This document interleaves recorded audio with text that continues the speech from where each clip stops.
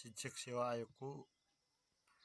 दोस्रो खण्डको पनि दोस्रो ग्रुप बी अन्तर्गतको चाहिँ हामी आज समरी हेर्छौँ अलिकति च्याप्टर 6 को। पहिला छ हाम्रो डिस्कन्टिन्युटी। A discontinuity is a point where a function fails to be continuous, where there is a break or jump or undefined spot in its graph. Like formal language में हामीले भन्दाखेरि चाहिँ a function f is continuous at a point x equal to a if f is defined.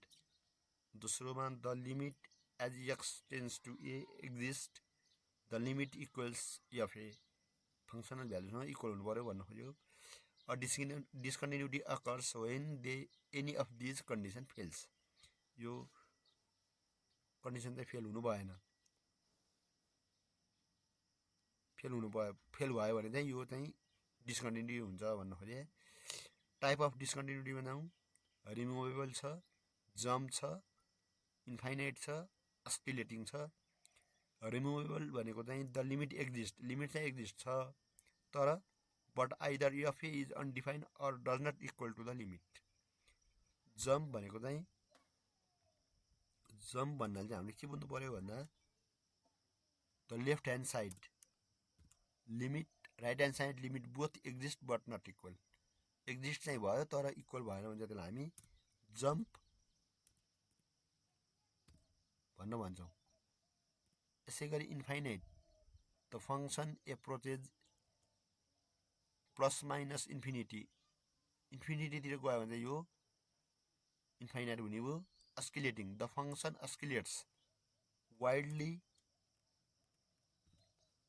Near ए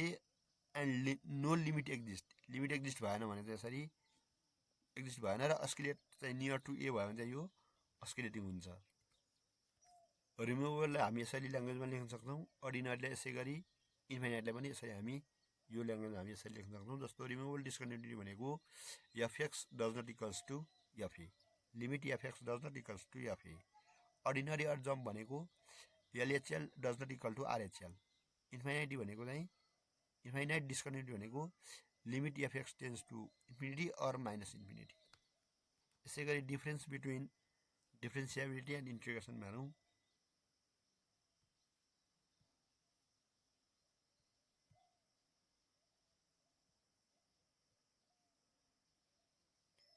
डिफरेन्सिएबल र इन्टिग्रेसनमा के difference, यसको difference आधार के भन्दा डिफिनेसनमा हामी यसलाई डिफरेन्स गर्न सक्छौँ। ज्योमेट्रिकल इन्टरप्रिटेसन अनुसार पनि डिफरेन्स के हो भनेर भन्न सक्छौँ। यसको नोटेसन अनुसार र यसको एप्लिकेसन अनुसार यो चारवटा आधार भयो। यसै गरी फोकस के हो, यसको आउटपुट के हो र यसको रिभर्स प्रोसेस के हो भनेर हामी यसरी डिफरेन्स चाहिँ यो पोइन्टहरूमा हामी हेर्न सक्छौँ।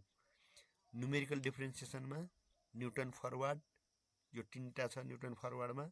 dy by dx, d square y by dx square, dy by dx,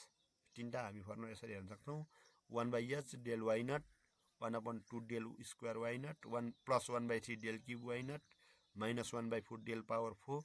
y not plus dot dot, जहाँ p भनेको चाहिँ x माइनस x नट हुनुपर्ने होला यहाँ, x naught by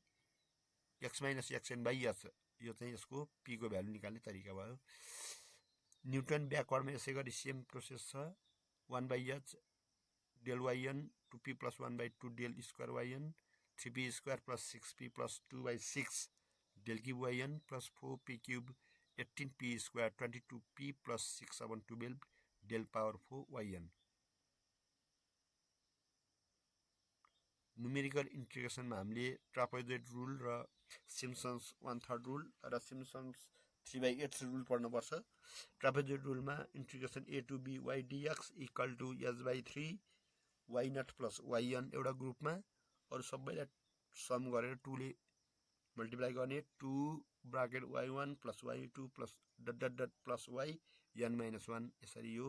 trapezoid rule हुन्छ। सिम्पसन्स रुलमा x nought to x nought plus nh y dx equal to h/2 y nought yn एउटा ग्रुपमा, अड एउटा ग्रुपमा 4 ले मल्टिप्लाई गर्ने, अर्को y2 प्लस y4 प्लस, यहाँ चाहिँ 2 छुट्यो जस्तो लाग्छ है, यहाँ 2 हुनुपर्ने होला, y2 plus y4 plus dot dot dot yn minus 2 यसै गरी सिम्पसन्स 3/8 रुलमा यहाँ चाहिँ 2 छुटेको छ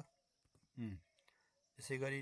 3/8 रुलमा सेम त्यही भइहाल्यो 3h/8 y0 yn 1 2 4 5 3 ले मल्टिप्लाई गर्यो 3 6 डट डट n minus 2 लाई 2 ले मल्टिप्लाई गर्यो यसै गरी न्युमेरिकल इन्टरपोलेसनमा न्युटन फरवर्ड न्युटन ब्याकवर्ड छ y0 plus p del y0 pp minus 1 2 factorial pp minus 1 p minus 2 by 3 factorial 2 factorial लाई स्क्वायर del नट अनि 3 factorial लाई del q y0 मल्टिप्लाई गर्यो 5x equal to yn p del yn plus pp plus 1 by 2 factorial pp plus 1 p plus 2 by 3 factorial del q y0 Gus forward पनि छ यहाँ गस forward backward गसमा चाहिँ अरु कुरा त्यस्तै हुन्छ मेन बुझ्नु पनि चाहिँ p minus 1 by 2 factorial त्यसपछि p plus 1 p minus 1 3 factorial p plus 1 p minus 1 p minus 2 upon 4 factorial यसरी जान्छ यो अरु त सब सेम नै छ दुईटैमा अब यहाँ चाहिँ p plus 1 p minus 1 p plus 2 p plus 1 p minus 1 del power 4 यसरी जान्छ यो चाहिँ गस ब्याकवर्ड भयो एरिया अफ इलिप्स पढ्छौं हामी यसमा एरिया अफ इलिप्समा a to b y dx भइहाल्यो Rolle's theorem simply if a smooth curve start and ends at the same height it must have at least one point where it's perfectly flat जसलाई हामी horizontal tangent भन्छौं त्यो त्यस्तो भयो भने त्यसको simple meaning चाहिँ यो हो रोल्स थ्योरमको त हामी अब म्याथमेटिकली पढ्दा चाहिँ हामी यसरी पोइन्ट वाइज पढ्छौं भन्नुपर्छ म्याथमेटिकली चाहिँ let f be a function satisfying three conditions continuity हुनु पर्यो